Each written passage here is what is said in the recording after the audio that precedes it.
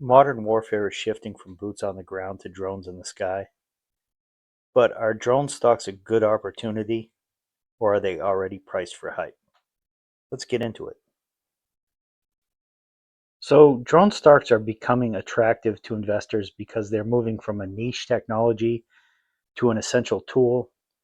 Companies are using drones for agricultural monitoring, for infrastructure inspection, for construction mapping, even for logistics and defense.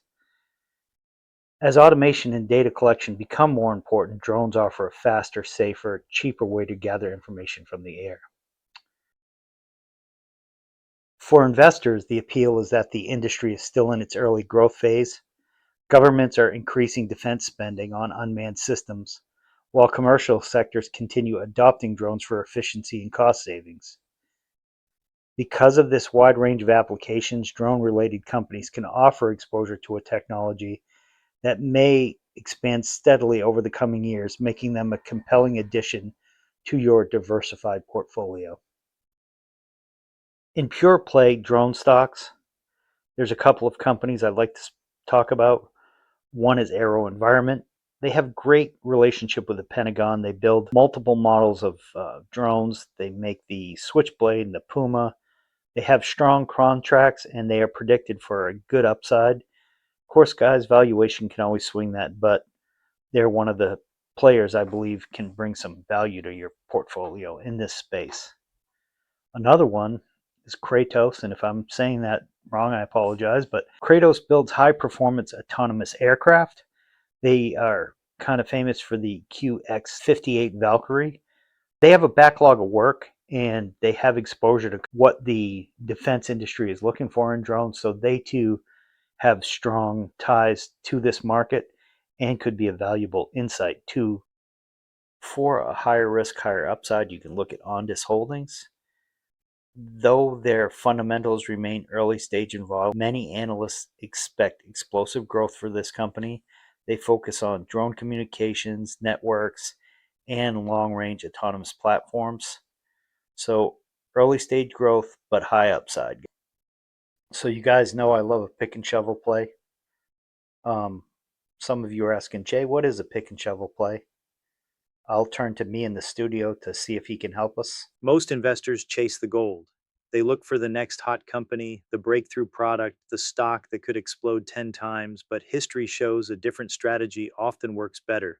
During the gold rush, thousands of miners rushed west hoping to strike it rich. Most of them failed. The companies selling picks, shovels, boots, and supplies made steady money the entire time. That's the pick and shovel strategy. Instead of betting on who finds the gold, you invest in the tools everyone needs to search for it. In the stock market, that might mean the companies that provide infrastructure, materials, equipment, or technology that entire industries depend on. They may not be the flashiest names, they rarely dominate headlines, but when an industry grows, the suppliers often grow with it, sometimes with less risk and more consistency. For long term investors, sometimes the smartest move isn't chasing the discovery, it's owning the tools that make the discovery possible. Okay, thank you. Now, for my pick and shovel plays, I suggest a couple of companies, as you heard in the video there, RTX, Teledyne, some speculative names like Red Cat, AG Eagle, Drone Shield. They offer exposure as well, but carry some volatility. The larger players like RTX and Teledyne aren't pure drone bets. They supply systems, sensors, aerospace infrastructure. They're less explosive, but also too like less volatile. So good for the portfolio. Companies that are exploring lidar are also interesting. LiDAR is becoming one of the key sensing technologies behind automation. LiDAR uses laser pulses to create a 3D map essentially of the environment, and machines use it to measure distance, detect obstacles, understand their surroundings. Essentially, they're the eyes of the instrument. This means companies developing the technology could benefit as adoption spreads across other sectors like transportation, infrastructure, agriculture, and logistics. For investors, LiDAR companies represent exposure to technology that may power many of the next generation automated systems. LiDAR is quietly becoming one of the most important technologies in the drone industry. LiDAR stands for light detection and ranging. It uses laser pulses to measure distance and build extremely detailed three-dimensional maps of the world in real time. For drones, this technology changes everything. Instead of relying only on cameras or GPS, LiDAR allows drones to see terrain, detect obstacles, and navigate complex environments with incredible precision. That makes it critical for industries like construction mapping, infrastructure inspection, agriculture, and even autonomous military systems. Because of this, many investors aren't just looking at drone manufacturers, they're looking at the companies that supply the sensors and imaging systems that make advanced drones possible. Firms like Teledyne Technologies, Ouster, and Ava are building the LiDAR and sensing technology that drones depend on. In other words, LiDAR companies may represent the pick and shovel layer of the drone ecosystem. And as drones become more autonomous, the demand for these sensing technologies could continue to grow alongside the industry itself. As mentioned in the following video, there's 3 stocks that you can take a peek at.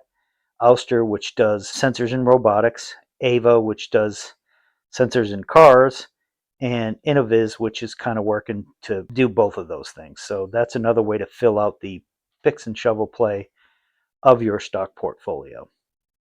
We also like to look at stocks with institutional interest. So we're going to discuss institutional interest in the studio. When professional investors start buying a stock, the market pays attention. Institutions are large investors like pension funds, mutual funds, hedge funds, and insurance companies.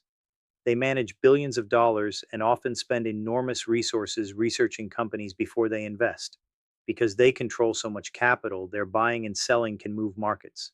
When institutions accumulate shares, it can create steady demand for a stock over time. For the average investor, watching institutional interest can provide clues about where serious money believes long term opportunity may exist. It doesn't guarantee success, and institutions are wrong sometimes too. But when multiple large investors begin building positions in the same company, it often signals that deeper research has uncovered something worth paying attention to. Sometimes following the smart money can reveal opportunities before they become obvious to everyone. Thank you.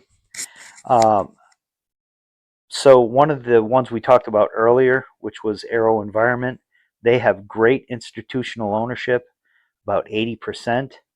They got a strong relationship with the U.S. Department of Defense. They also have great investors like BlackRock, Vanguard, and State Street. They're one of the most established pure play manufacturers in the U.S., so institutions have invested billions in this company over the last couple of years. We discussed Kratos. Kratos has 70 to 80% of institutional interest. It varies by quarter. They're also considered the next generation of Northrop Grumman. They are considered one of the leading autonomous drone developers. Teledyne, which we discussed, has about 80% institutional ownership, depending on the time of year that you look at them. I also love an ETF play. While there isn't a pure drone ETF, I think you can again look at defense ETFs.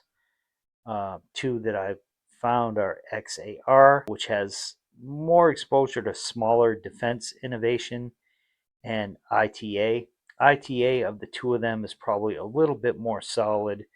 It tends to own larger cap companies. The ones that we talk about a lot: Lockheed Martin, RTX, Boeing, Northrop Grumman, General Dynamics. With these larger firms, this ETF seems to be more stable and less volatile than some of the smaller defense plays in the other fund.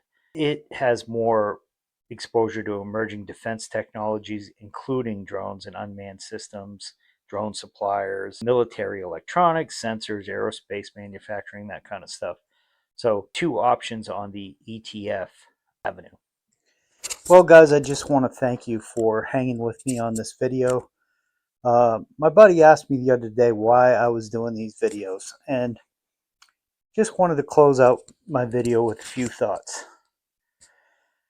I wish I had gotten exposure to the market much sooner, and there's so much info out there to learn and to figure out and to explore. And I love it.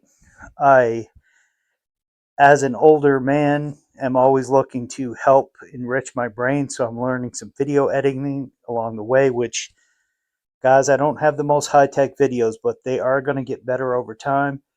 And I just think sometimes we all need something to keep us motivated.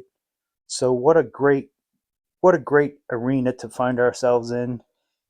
Um, I always like to say, please do your research, take your time. So much of this industry is hype and pressure, but I think if you take your time and use some of these great platforms that we have out there and chat GBT and all these things that can help us get great information, there really is a place to find not only some profit in your life, but some profit in your self esteem and in your confidence. So I look forward to talking to you guys again soon. As always, good luck, good day, and good trading. I will put a list of the stocks that we talked about during this video at the end here. Reach out to me if there's anything that you'd like to see, and I look forward to our next video. Thanks. Have a good day.